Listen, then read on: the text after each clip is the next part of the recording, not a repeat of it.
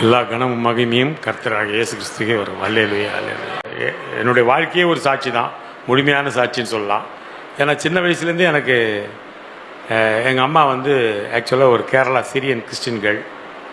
அவங்க வந்து சின்ன வயசு 13 வயசில் படத்தில் நடிக்கணும்னு ஆசைப்பட்டு சென்னைக்கு வந்துட்டாங்க. சென்னைக்கு வந்து ரொம்ப கஷ்டப்பட்டாங்க. அப்போது எங்கள் அப்பா வந்து அவங்க மேரேஜ் பண்ணாங்க.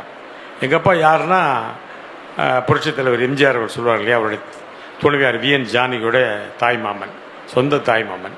விஎன் ஜானகி அழைத்து வந்து நடிகை ஆக்கிறது எல்லாமே எங்கள் அப்பா தான். அவங்க பெரிய டாப் லெவலில் போடணுன்னே எம்ஜிஆருக்கு அவருக்கு ஒரு உறவு ஏற்பட்டு எங்கள் அப்பாவுக்கு அவர் பிரச்சனை ஆகி கேஸ் போட்டு ஜெயிச்சிட்டாரு. ஆனால் வாழ்க்கையில் தோத்துட்டாரு. எம்ஜிஆர் வந்து கேஸில் தோத்துட்டார், ஆனால் வாழ்க்கையில் ஜெயிச்சிட்டார். அது வேறு விஷயம். அப்படி இருக்கும்போது எங்கள் அம்மா வந்து வீட்டில் இருக்கும்போது அப்போ எங்கள் அம்மா வந்து எங்கள் அப்பாவுடைய இது இல்லையா, அதனால் அதன் பிரகாரம் தான் நடப்பாங்க. அப்போ எங்கள் வீட்டிலேருந்து கிட்டத்தட்ட ஒரு 2-3 கிலோமீட்டருக்கு ஒரு பிள்ளையார் கோயில் இருந்தது. காலையில் ஃபுல்லாக தண்ணி குளிச்சுட்டு ஈரப்புடவையோட எனக்கும் தண்ணி ஊற்றிட்டு கூப்பிட்டு போவாங்க. 3 கிலோமீட்டர் போவோம், டெய்லிக்கு போவோம், சாமி கும்பிடுவோம், எல்லாம் வருவோம். எங்கள் அம்மா அவ்வளோ பக்தியாக இருந்தாங்க. ஆனால் வாழ்க்கையில் அவங்க ட்ராமா நடத்துனாங்க, நாடக குரூப் வச்சுருந்தாங்க. உங்களுக்கு தெரியும், பத்மினி தில்லானம்மன் பத்மினி அவங்க தங்கை வச்சு நாடகம் நடத்தியிருக்காங்க. படங்கள் எடுக்க முயற்சி பண்ணாங்க, சக்கரதாரி படத்தில் நடித்தாங்க. இப்படி பல விதமான அனுபவங்கள் பட்டு. அப்போ எங்கள் அப்பா சொல்லுவார், நமக்கு தான் நல்ல காசு வருது, எதுக்கு தேவையில்லாமல் இல்லை சினிமாவில் வரணும் அவங்க ரொம்ப ஆர்வப்பட்டாங்க. ஆனால் கடைசி வரைக்கும் வாழ்க்கை சினிமாவில் வரவே முடியல. எவ்வளோ பூஜைகள் பண்ணாங்க, எவ்வளோ புனஸ்காரங்கள் பண்ணாங்க, கடவுளை அவளை கை தூக்கி விடவே இல்லை. அவர் நம்பின கடவுளை கை விட்டாங்க. ஏன்னா இவங்களும் விக்கிரகாராதனை பண்ணிட்டாங்க. பெரிய பாவம் நம்ம கிறிஸ்தவர்கள் செய்கிறது வந்து விக்கிரகாராதனை செய்யவே கூடாது. தவறுகள் சின்ன சின்ன தவறு செய்யலாம், ஆனால் விக்கிரகாரம் செய்கிறது நம்ம பைபிள்லேயே படிக்கிறோம். ஒரு முறையும் பைபிளில் பார்த்தீங்கன்னா அவர் காப்பாற்றுவார் கடவுள். ஆனால் மறுபடியும் இவங்க போய் பாகால் போன்ற விக்கிரகாரம் செஞ்சுட்டு மறுபடியும் அந்த பாவத்துக்குள் மாட்டிக்குவாங்க. அப்படி எங்கள் அம்மா செஞ்சு அது கடைசி வரைக்கும். அப்போ எங்கள் பெரியம்மா மறுபடியும் கேரளாவில் வராங்க. அவங்க பக்காவாக கிறிஸ்டின் தான் ஃபாலோ பண்ணாங்க. அப்போ அவங்க வீட்டில் போயிருந்தோம். அப்புறம் எங்கள் அம்மா உடம்பு செலவு இறந்துட்டாங்க. எங்கள் அம்மா இறந்த பிறகு எங்களுக்கு வீடே இல்லாமல் போச்சு. நீங்களாம் அதெல்லாம் நம்ப மாட்டீங்க. ஒரு வீடே கிடையாது எங்களுக்கு. எங்கள் அப்பா வெக்ஸ் ஆகிட்டார், கல்யாணம் பண்ணல. அதனால் எங்கள் அப்பா ரொம்ப வறுமையில் போயிட்டு யாரை எப்படி ஒன்றா போங்கடான்ட்டார். அப்போ நாங்கள் ஒன்று சித்தி வீட்டில் இருப்போம், இல்லை பெரியம்மா வீட்டில் இருப்போம், அப்படி இருப்போம். அப்போ பெரியம்மா வீட்டில் இருக்கும்போது அவங்க என்னை சர்ச்சுக்கெல்லாம் கூப்பிட்டு போவாங்க. அப்படி நான் வந்து அப்புறம் ஹோலி ஏஞ்சல்ஸில் படித்தேன், டான் பாஸ்கோ படித்தேன், சென்ட் கொலம்பஸ். அதனால் கடவுளுடைய வார்த்தைகள் என்னை அழைத்து கொண்டே தான் இருந்தது. ஆனால் முழுமையாக ஏற்றுக்கொள்ளும் அந்த பக்குவம் நமக்கு வரல. ஒரு டைலமாக இருக்கும், அப்படியா இதுவா சினிமா போகணுமே அப்படி இப்படின்லாம் இருக்கும். ஆனால் அப்படி ரொம்ப கஷ்டப்பட்டு 5 வயதில் நாடகத்தில் நடித்தேன். கிட்டத்தட்ட 1000 ட்ராமா பண்ணியிருக்கிறேன். ஜனாதிபதி ராதாகிருஷ்ணனில் பரிசு வாங்கியிருக்கிறேன், பாரதிதாசனில் பரிசு வாங்கியிருக்கிறேன். ஆனால் இதெல்லாம் என்னை காப்பாற்றவே இல்லை. அப்போ கடவுளை நம்பி ஜெபிச்சுட்டே இருப்பேன் நான். எப்பப்போ ஆண்டவரே என்ன இப்படி பண்ணிட்டீங்களே. நான் சினிமாவுக்கு வரணும்னு சின்ன வயசுல எங்கள் அம்மா நினச்சாங்க, நானும் நினச்சேன். ஆனால் வர முடியல. நாடகம் நடத்தணும், எல்லாம் தோல்வி தான். ஒரு நாடகம் கூட சக்ஸஸ் ஆகாது. அப்படி இருக்கும்போது ரொம்ப யோசித்து வேதனைப்பட்டு இருக்கும்போது அப்புறம் ஹோட்டலில் வேலை செஞ்சேன், மொசைக்கு வேலை செஞ்சேன், கார்பெண்டராக வேலை செஞ்சேன். நான் செய்யாத வேலையே கிடையாது, எல்லா வேலையும் செய்வேன் நான். ஏன்னா வறுமை, அந்த நேரத்தில் சாப்பாட்டுக்கே கஷ்டம். எங்கே போனாலும் எங்கெல்லாம் சாப்பிட இந்த கேரள ரவுண்ட்ஸ்லாம் கூப்பிட்டா ரொம்ப ஆர்வமாக போவோம். ஏன்னா ஒவ்வொரு வீட்டில் போனால் கேக் கொடுப்பாங்களே, காஃபி கொடுப்பாங்க நைட்டில். அந்த ஊழியத்துக்காக போகிறதில்ல, அந்த சாப்பாட்டுக்காக போவோம். அப்படி ஒரு வறுமையை நாங்கள் அனுபவிச்சுட்டு இருந்தோம். அப்படியே போய் கடைசியில் வேறு வழி இல்லாமல் ஒரு உதவி இயக்குனராகி ஒரு சினிமாவில் வந்து ரொம்ப காரியங்கள்லாம் பண்ணி ஒரு சினிமா படம் எடுத்தேன். ரொம்ப நாளுக்கு அப்புறம் ஒரு படம் எடுத்தேன். அந்த படம் வந்து சென்சார் கூட ஆயிடுச்சு. அதை நம்பி கல்யாணம் கூட பண்ணிட்டேன். ஆனால் படம் வெளியே வரல. அதுக்கப்புறம் 5 நாள் பூஜை போட்ட படம் வரல, 2 நாள் பூஜை போட்ட படம் வரல, படங்களே வராது. யாராவது என்னை பார்த்தா நீ எடுத்தால் படமே வராதுப்பா அப்படின்னு தான் சொல்லுவாங்க. அந்த அளவுக்கு ஒரு ராசியான கை நான் இருந்தது. அப்போ நமக்கு ரொம்ப வேதனையும் விழிப்பு வந்து கடைசியில் ஒரு வழியாக போய் ரவிக்குமார் சேர்ந்து விக்ரம் மூலமாக ஒரு படத்தில் நடித்து, உன்னிடத்தில் கொடுத்த படத்தில் நடித்து ஓரளவு நடிகராகி நல்ல வசதியெல்லாம் வந்துடுச்சு. அப்புறம் பரவாயில்ல, கொஞ்சம் வாழ்க்கையில் கொஞ்சம் காரு வீடு அப்படிலாம் இருக்கிற மாதிரி இருந்தது. ஆனாலும் பார்த்திங்கன்னா வாழ்க்கையில் நிறைய சோதனைகள் எனக்கு வந்துக்கிட்டே இருக்கும். ஒரு முறை வந்து எனக்கு பெல்ஸ் பால்சின்னு ஒரு வியாதி இருக்குது. யாருக்காவது தெரியுமா அது? பெல்ஸ் பால்சின்னா வாய் என்ன சொல்லுவாங்க, அது வாய் வாதம் இல்லையா? அது வாய் இப்படி கோணிக்கும், இப்படி இருக்கும். வாய் நல்லா இருக்கா? நேராக இருந்தாலே முகம் நல்லா இல்லை, வாய் கோணிக்கணும். எப்படி யோசிச்சு பாருங்கள். இப்படி இருக்கும், இப்படி தான் இருக்கும், பேச முடியாது, இப்படியே தான் இருக்கும், இப்படியே இருப்பேன் நான். அப்போ ஒரு படம் நடிக்கிறேன், ஜெயிக்கிறதுக்கு ஒரு படம் நடிக்கிறேன். அப்போ எல்லாம் பயந்துட்டாங்க, ஐயோ வாய் கோணிக்கு இனிமே எப்படி நடிப்பான் படத்தில், அவ்வளோதான் தூக்கிடலாம் அப்படின்னு. நான் சொன்னேன் டைரக்டர் கூப்பிட்டு, எப்பா நீ அப்படிலாம் பண்ண வேணாம், ஒரு அடிக்க சொல்லி ஹீரோவை அடிச்சோன்னு நான் அப்படி வாயை பண்ணிக்கிறேன், அச்சுதல் வாய் கோணிக்கிறேன் அப்படின்னு கதையை மாற்றி அந்த படம் பூரா வாய் போன மாதிரி நடிச்சிருப்பேன். அந்த படம் பூரா நடிச்சிருப்பேன். கமல் சாரை பார்க்க போகிறேன். கமல் சார் அப்போ கால் உடஞ்சி ட்ரீட்மெண்ட் எடுத்துகிட்டு இருக்காரு. அவர் என்ன பார்த்துன்னா பெல்ஸ் பாலிசியா என்ன ஆச்சு? ஆயிடுச்சு சார், என்ன பண்ணுறது? நான் அதனால் என்ன பண்ணிங்கன்னா, அந்த மாதிரி ஜெயிக்கிற ஒரு படத்தில் வந்து ஒரு ஹீரோ ஒரு அரை விட்ட சொல்லிட்டு அதனால் நடந்துச்சு அப்படின்னு சொல்லி சமாளிச்சிட்டோம். இப்போ அவர் சொல்லுவார் கமல் சார், நீங்கள் அப்படி சொல்லலாம், நான் காலை நொண்டிங்கன்னு அப்படி சொல்ல முடியுமா அப்படின்றாரு. அந்த மாதிரி அவஸ்தை. அப்போது ஒருத்தர் வந்து செல்ஃபி எடுக்கிறான். எனக்கு செல்ஃபி எடுக்கும்போது சொல்கிறான், என்ன சார் சிரிக்க மாட்டீங்க, ஒழுங்கு எடுக்கிறீங்க. எனக்கு வாய் வராது, நான் எப்படி ஒழுங்கு எடுப்பேன்? சிரிக்கிறீங்க சார், சிரிங்க சார். டேய் சிரிக்க முடியாதுடா, என்னால், என் நிலைமை அப்படி இருக்கடாருன்னு இப்படியே ரொம்ப கஷ்டப்பட்டு அப்போ எங்கெங்கேயோ போனேன். கண்ணு மூட முடியாது ராத்திரியில், பிளாஸ்டிக் வச்சு கண்ணு மூடணும், அப்போ தான் தூங்க முடியும். இப்படி பல அவசரம். அப்போ நான் நினச்சி அவ்வளோ சினிமா வாழ்க்கை போயிடுச்சு. ஏன்னா ஒரு இவ்வளோ கஷ்டப்பட்டு போராடி உதவிக்கிறதாகி ஒரு சினிமாவில் வந்து ஒரு நடிகராகி ஒரு டைரக்டர் ஆகிற நேரத்தில் இப்படி ஒரு வியாதி வந்து நான் யோசிச்சு பாருங்கள். அப்போ நான் கடவுளோட ஜெபம் பண்ண ஆரம்பித்தேன். எதுக்கு இந்த மாதிரி ஒரு வாழ்க்கை? இந்த வாழ்க்கையே எனக்கு வேணாம், சினிமாவே வேணாம், என்னை விட்டுருங்க, நான் போகிறேன் அப்படி சொல்லும்போது எல்லாம் எங்கெங்கேயோ போனாங்க. பெரிய பெரிய ட்ரீட்மெண்ட்லாம் சொன்னாங்க. அப்போ எனக்கு தெரிஞ்ச ஒரு நண்பர் வந்து சாதாரண ஒரு ட்ரீட்மெண்ட் கொண்டு போய் இவர்கிட்ட போப்பா சரி பண்ணி விடுவார். நம்பிக்கையில் சின்ன இடம், ஏஎம் டாக்டர்னு ஃபிசியோதெரப்பி ஏஎம் டாக்டர். அவர் வந்தார், சார் நம்ம ட்ரை பண்ணி பார்க்கலாம். வருவாங்க, அக்கு பஞ்சர்னுவாங்க, 10 ஊசி குத்துவாங்க, போய்டும் வாய் போயிடுச்சு. அப்புறம் வாய் அப்படியே தான் இருக்கும், ஊசி தான் உள்ளே போய் வரும். அதில் மாற்று கருத்தே இருக்காது. அப்படியே பார்த்து கடைசியில் அவர்கிட்ட போய் அவர் கரெக்டான ஒரு ட்ரீட்மெண்ட் பண்ணி கிட்டத்தட்ட அந்த எலக்ட்ரிக் ஷாக் மாதிரி வச்சாங்க எனக்கு. கிட்டத்தட்ட 2 மாதம் 3 மாதம் ஒரு 1/2 மணி நேரம் அது உயிர் போய்டும் அந்த வலி நேரத்தில். அப்புறம் வாய் நேரம் ஆயிடுச்சு. இப்போ என்னை பார்க்குறவங்களாம் டவுட்டாக பார்ப்பாங்க, வாய் சரியாக இருக்குதா அவனுக்கு, சிரிங்க அப்படின்னும். சிரிச்சா கரெக்டாக தான் இருக்குது, எப்படி சரியாச்சு?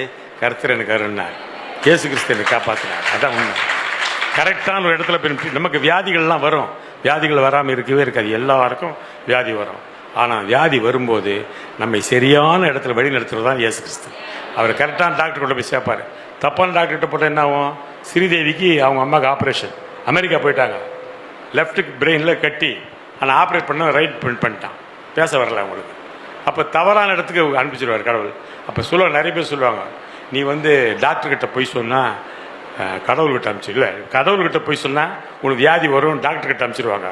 டாக்டர்கிட்ட போய் சொன்னால் அவர் தப்பான ஆப்ரேட் பண்ணி கடவுள்கிட்ட அனுப்பிச்சிடுவார். அதனால் ரொம்ப ஜாக்கிரதையாக இருக்கணும். அப்படி ஒரு வியாதியெல்லாம் வந்து ரொம்ப அவஸ்தைப்பட்டேன். இது ஒரு பக்கம். இதெல்லாம் விட தாண்டி ஒரு பெரிய அற்புதமான ஒரு விஷயம் கடவுள் எனக்கு கொடுத்து வந்து ரொம்ப, நீங்களாம் நம்ப மாட்டீங்க சொன்னால், நம்பிக்கை தான் ஆகணும், வேறு வழி கிடையாது, நான் உயிரோடு இருக்கிறேன். அப்போது இது முடிஞ்சுது. இதுக்கப்புறம் மறுபடியும் படம் நடிச்சிட்டு இருக்கிறேன். ஒரு மாதிரி வாயெல்லாம் சரி பரவாயில்லப்பா, காப்பாற்றின கடவுள், சந்தோஷமாக இருக்கிறேன். திடீர்னு பார்த்தா எனக்கு ஹார்ட் அட்டாக் வந்துச்சு. ஸ்டண்ட் வைக்கணும்னு சொன்னாங்க டாக்டர். ஸ்டண்ட்டு தானே வைங்கன்னாரு, 2 ஸ்டண்ட் வச்சாங்க. மறுபடியும் ஒருத்தர் அட்டாக் வந்துச்சு, ஸ்டண்ட்டு தானே வைங்கன்னாங்க. 4 ஸ்டண்ட் வச்சுருக்கேன். அப்போ நான் சொன்னேன், இன்னும் 2 ஸ்டண்ட் வச்சா நான் ஸ்டண்ட் மேன் ஆகிடுவேன், பெரிய ஃபைட்டர் ஆகிடுவேன் அப்படின்ற சொல்லிட்டு இருந்தேன். நான் எல்லாத்தையுமே ஒரு நகைச்சுவை எடுத்துக்கிற பண்பு இருந்துச்சு. எதுவுமே பாருங்கள், ஒரு ஹார்ட் அட்டாக் கூட நான் சந்தோஷமாக ஏற்றுக்கிட்டேன். ஆனால் அந்த 2வது முறை பண்ணும்போது அந்த டாக்டர் சொன்னார், சார் உங்களுக்கு பண்ணுறது ரொம்ப கஷ்டம், ஏன்னா ஒயிட் கவுண்ட் உங்களுக்கு கூடி இருக்குன்னாரு. வெள்ளை அணுக்கள் ஒன்று இருக்குது ரத்தத்தில், அது நமக்கு வந்து சோல்ஜர்ஸ் மாதிரி தான், நம்ம உடம்புல வர்றதை காப்பாற்றும். ஆனால் அதிகமான தவறான சோல்ஜர்ஸ் மாதிரி ஆகிடுவாங்க. அப்போ அந்த வெள்ளை அணுக்கள் எனக்கு அப்போ வந்து 10,000 கவுண்ட் வந்துடுச்சு. மனிதனுக்கு இருக்க வேண்டியது வெறும் 4,000 கவுண்ட்டு தான், எனக்கு 10,000 கவுண்ட் இருந்துச்சு. அப்போ டாக்டர் சொன்னார், உங்களுக்கு ஸ்டண்ட் வைக்கிறது கஷ்டம் சார். நான் சொன்னேன், பரவாயில்ல வைங்க. அவர் ஒன்றும் ட்ரீட்மெண்ட்லாம் பண்ணி ஒரு மாதிரி அந்த நேரத்தில் பிளட் எடுத்து வெயிட் கவுண்ட்லாம் குறைச்சி ட்ரீட்மெண்ட் பண்ணிட்டாரு. ஆனால் கவுண்ட் 10,000 ஆகிப்போச்சு. இதை பற்றி நான் நினச்சிட்டு, என்னடா 10,000 கவுண்ட், இது என்ன பெரிய பண்ண, அப்படி நம்ம தான் பார்ப்போமே யூடியூப் எல்லாத்தையும் பார்த்துக்கிட்டு ஒரு வழியாக தேடி பார்த்தா அது வந்து வெயிட் கவுண்ட் ஜாஸ்தி ஆகக்கூடாது, பெரிய பிரச்சனை, அது ஒரு மாதிரி லுக்கேமியா, ஒரு வகையான பிளட் கேன்சர் இப்படிலாம் சொல்ல ஆரம்பிச்சிட்டாங்க. அப்புறம் என்னடா பண்ணுற யோசிச்சுட்டு திடீர்னு பார்த்தா ஒரு 6 மாதம் 1 வருஷம் கழிச்சு மறுபடியும் நான் டெஸ்ட் பண்ணுறேன் லேபிலேருந்து ஃபோன் பண்ணுறாங்க, சார் சீக்கிரம் வாங்க. என்ன பிரச்சனை? ஒயிட் கவுண்ட் கூடி போச்சு, அதானே எவ்வளோ சொல்லி தொலை அப்படிங்களா? 1 லட்சம் வந்துச்சு சார். இன்னும் பணம் வந்த மாதிரி சொல்கிறேன், 1 லட்சம் ஒயிட் கவுண்ட் தானே வந்துச்சு, பரவாயில்ல. என்ன சார் இப்போ சொல்கிறீங்க, உயிரோடு கஷ்டம் சார், நீ போய் பெரிய டாக்டர் பாருங்கள் அப்படின்றான். அப்புறம் சரி விட்டுட்டேன். மறுபடியும் 6 மாதம் கழிச்சு மறுபடியும் பார்க்குறேன் 2 லட்சம். இப்போ எத்தனை லட்சம் இருக்கு எனக்கு தெரியாது, கோடியே வச்சுட்டு இருப்பேன்னு நினைக்கிறேன் உள்ள, எந்த பிரச்சனையும் எனக்கு தெரியாது. அப்போ நான் நினச்சேன் மறுபடியும் ஆகிடுச்சு. அப்போ நான் பெரிய டாக்டர் வரதராஜன் அபிவுல்லா ரோட்டில் பிளட் டிஸார்டர் பார்க்குறவர், அவர்கிட்ட போனேன். அவர் சொன்னார், சார் உங்களுக்கு ஒயிட் கவுண்ட் வந்துடுச்சு, இட் இஸ் ஒரு type of blood cancer, it's ஒரு டைப் ஆஃப் லுக்கேமியா. அதில் நீங்கள் என்ன பண்ணுறீங்க, கீமோதெரப்பின்னு ஒன்று பண்ணணும். ஸ்ரீவித்யா நடிகை பண்ணாங்க தெரியும். அந்த கீமோதெரப்பி பண்ணால் உங்களுக்கு ஒரு 6 செஷன் பண்ணோம். 6 மாதம் 4 நாள் இந்த குப்புசாமி வந்திருக்காரு, அவருக்கு தெரியும், அவர் தான் கூப்பிட்டு போனார். அவரோட ஃப்ரெண்டு சுந்தர் தான் கூப்பிட்டு போனார். இல்லை அவருக்கு வந்து சரி பண்ணிட்டாங்க, அதில் என்ன சரி பண்ண கூப்பிட்டு போனாங்க. அதில் 6 மாதம் நான் சொன்ன கீமோதெரப்பிலாம் பண்ண மாட்டேன், கீமோதெரப்பி பண்ணால் முடியெல்லாம் கொட்டிடும், ஏற்கனவே இருக்கிற முடியை வச்சா வாழ்ந்து விட்டணும் சினிமாவில், முடியும் கொட்டோம் நமக்கு சினிமாவில் பெரிய சான்ஸ் கிடைக்காது சார், எல்லாம் முடியாது. அப்படிலாம் இல்லைங்க, நீங்கள் பண்ணி தான் ஆகணும் பயமுறுத்தினா. இல்லை சார் முடியாது சார், நான் பண்ண முடியாது. அப்புறம் மறுபடியும் கொஞ்ச நேரம் கழிச்சு மறுபடியும் சொன்னார், சரி நீங்கள் இவ்வளோ பிடிவாதம் இருக்கீங்களே இன்னொரு டெஸ்ட் எடுக்கலாம், ஒரு 20,000 ரூபா டெஸ்ட் பாம்பேக்கு டெஸ்ட் அனுப்பிச்சார். பாம்பே டெஸ்ட் அனுப்பிச்சா வந்தோன்னு அவங்க சொன்னாங்க கவுண்ட் ஜாஸ்தியாக தான் இருக்குது, ஆனால் இது எப்போ பிரச்சனை பண்ணணும்னு தெரியாது, எப்போ வேணாலும் பிரச்சனை பண்ணணும், அந்த நேரத்தில் உங்களால் ட்ரீட்மெண்ட் பண்ணவே முடியாது. இப்போ எனக்கு இருக்கிற பிரச்சனை திடீர்னு எனக்கு பிரச்சனை ஸ்டார்ட் ஆச்சுன்னா ட்ரீட்மெண்ட் பண்ணவே முடியாது, அதுதான் என்னுடைய பிரச்சனை. இப்போ ஒயிட் கவுண்ட் கூடிடுச்சு, 2 லட்சம் மேலே போயிடுச்சு. இப்போ நான் யோசித்து போயிட்டே இருக்கிறேன். ஒரு நாள் நான் போகிறேன், அம்ஜிக்கரை பிரிட்ஜு, அருண் ஹோட்டல் பக்கத்தில் ஒரு பிரிட்ஜ் இருக்குது, கூவாறு ஓடும். போயிட்டு யோசிக்கிறேன், நம்ம வறுமையில் இருந்தோம், வீடு இல்லை, சாப்பாட்டு கஷ்டப்பட்டோம், உதவி வைக்கணும் ஆனோம், படம் எடுத்தோம், ஃபெயிலியர் ஆகிடுச்சு, படம் ரிலீஸ் ஆகலை, கடைசி ஒரு வழியாக நடிக்கணும், ஒரு டைரக்டர் ஆகிட்டு அஜித் வச்சு ஒரு படம் பண்ணேன். இவ்வளோலாம் வந்து நல்ல வசதி வந்துடுச்சு, பசங்க நல்லா இருக்காங்க, காரு பங்களாலாம் வந்துடுச்சு. ஆனால் கடவுள் எனக்கு தீராத வியாதி ஒன்று கொடுத்துட்டாரு. இந்த வியாதி எப்போ வரும்னு எனக்கு தெரியாதுட்டார். அப்போ நான் நினச்சேன், வியாதி வந்து மறுபடியும் அந்த கீமோதெரப்பி பண்ணி இல்லை ஊசியை குத்து மருந்தை குத்து இப்படியெல்லாம் சாப்பிட்றத நான் விரும்பலை, எனக்கெல்லாம் டக்குன்னு போயிடணும் உயிர். நான் ஜபம் பண்ணுறதே ஜீவனும் ஆவியோட வசனம் கொடுத்துருக்கிறீர்கள், இந்த வசனங்களை உலகெல்லாம் சாட்சியாக அறிவித்து தூங்கும் போதே நான் மரணிக்கணும், இதுதான் என்னுடைய ஒரே ஜபம் எப்போவுமே பண்ணுறது. அதான் நான் நினச்சேன், இப்படிலாம் நான் சாப்பிட்றது விரும்பலை. ஆஸ்பத்திரி போய் இழுத்துக்கின்னு ஆஸ்பத்திரி போனால் சொல்லுவாங்க, ஒரு நாள் ட்ரீட்மெண்ட் பண்ணுவாங்க, அதுக்கப்புறம் சொல்லுவாங்க, சார் இன்னைக்கு ஒரு இட்லி சாப்பிட்டார் தெரியுமா, சந்தோஷமாக 10 இட்லி தின்னுருப்பான் அந்த காலத்தில். இப்போ அவர் ஒரு இட்லி தட்டுறது பெரிய விஷயமா இருக்கும். அண்ணன் கொஞ்சம் பாத்ரூம் போனார், 1க்கு 2 லிட்டர் போனாருமா, டேய் அவன் எவ்வளோ பாத்ரூம் போனார், ரோட்லலாம் நின்றான் அப்படின்லாம் சொல்லுவாங்க. இப்படிலாம் வாழ்றதுக்கு எனக்கு விருப்பமே இல்லை. அப்போ கார் ஓட்டு போயிட்டே இருக்கிறேன். நான் யோசித்தேன், நம்ம இனிமேல் வாழக்கூடாது, நம்ம அனுபவிச்சாச்சு, உலகம் பூரா எங்கே போனால் ரமேஷ் கண்ணான்னு உடனே தெரியும், யாருக்கும் தெரியாமல் இருக்கு. யாராக இருந்தாலும் இன்றைக்கி கூட பெரிய போலீஸ் அதிகாரிலாம் சேர்ந்து பெரிய ஒரு மாரத்தான் என்ன தான் சீஃப் கெஸ்ட்டாக கூப்பிட்டு போயிட்டு பெரிய லெவலுக்கு போயிட்டு வரேன். அதனால் சரி நம்ம வாழ வேணாம், லைஃப்பை முடிச்சுக்கலாம். அப்போ ஈஸியாக முடிக்கிறது எப்படி வழி, சூசைட் பண்ணால் காப்பாற்றிடுவாங்க, தூக்கில் கட்டினா கயிறு அருந்துடும், இப்படிலாம் பல பிரச்சனை இருக்குது. யோசித்தேன், கார் ஓட்டு போகிறேன், இன்னோவா கார், அந்த காரில் வந்திருக்கிறேன். போகும்போது பிரிட்ஜ் இருக்குது, அந்த பிரிட்ஜில் காரை விட்டோம்னு வச்சு ஏறி கார் கீழே விழும்போது அப்படியே மொத்தமாக காரும் போய்டும், நம்மளும் போயிடும். ஏன்னா அவ்வளோ ஹைட் அந்த பிரிட்ஜு. பெஸ்ட் ஐடியா இதுதான், போயிடும், நம்ம இனிமேல் இருக்க வேணாம், போதும், வாழ்க்கையில் அனுபவிச்சாச்சு, போதும், வறுமையாக அனுபவிச்சாச்சு, சந்தோஷம் அனுபவிச்சாச்சு. அப்போ கார் எடுத்துன்னு வேகமாக போயிட்டுருக்கிறேன். நான் இங்கேருந்து ஒரு 100 அடி தான் இருக்கும், அந்த செவரு வரைக்கும் இருக்குன்னு வச்சுங்களேன், ஒரு 100 அடி தான் இருக்கும். நான் எப்படியா காரை திருப்பி சர்றன்னு போய் அப்படி இடிச்சானா பிரிட்ஜில் தேட்டினா கம்பி தான் வச்சுருப்பாங்க, கண்டிப்பாக காரை இடித்து விழுந்துடும் எனக்கு தெரியும். ஏன்னா அந்த பிரிட்ஜ் நாங்கள் வாழ்ந்த ஏரியா அம்ஜிக்கரை. அப்படி போய் திருப்புறேன், இன்னொரு ஆட்டோக்காரன் எனக்கு முன்னாடி சர்ன்னு கட் பண்ணுறான். நான் டக்குன்னு பிரேக் அடிக்கிறேன், என்னடா இவன் எனக்கு முன்னாடி சாக போகிறான், அவர் வேலை அவனுக்கு வெயிட் கவுண்ட் இருக்குமா, எனக்கு ஒன்றுமே புரியல, இப்படி ஆயிடுச்சு, என்னடா இப்படி பண்ணுறான்னு சொல்லிட்டு நான் நின்று அப்படி மெதுவாக பார்க்குறேன். அந்த ஆட்டோவில் ஒரு வசனம், கர்த்தர் உன் நடுவில் இருக்கிறார்,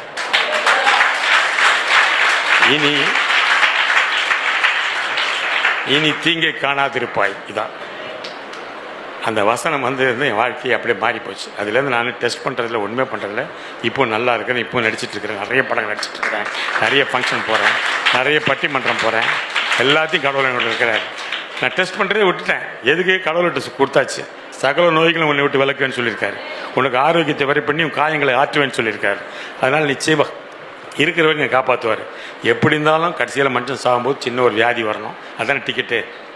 நேராக உட்காந்து அப்படி தூங்கி சாக மாட்டாங்க நிறைய பேர், ஏதோ ஒரு வியாதி வர அதில் போவாங்க, அதில் அந்த நேரத்தில் போய்க்கலாம், ஒன்றும் பிரச்சனை இல்லை, ஹாப்பியாக சந்தோஷமாக இருக்கிறேன். அதனால் கர்த்தரை நம்புங்கள், உங்களுக்கு எந்த தீங்குமே நேராது, எந்த காலத்துக்கும் நேராது. இதுதான் என்னுடைய சாட்சி. ஒரு அற்புதமான சாட்சியோட வாய்ப்பு கொடுத்தவங்க அத்தனை பேருக்கும், கேட்ட அத்தனை பேருக்கும் என்னுடைய மனமார்ந்த நன்றியும் வணக்கத்தை தெரிவிச்சுக்கிறேன். நன்றி.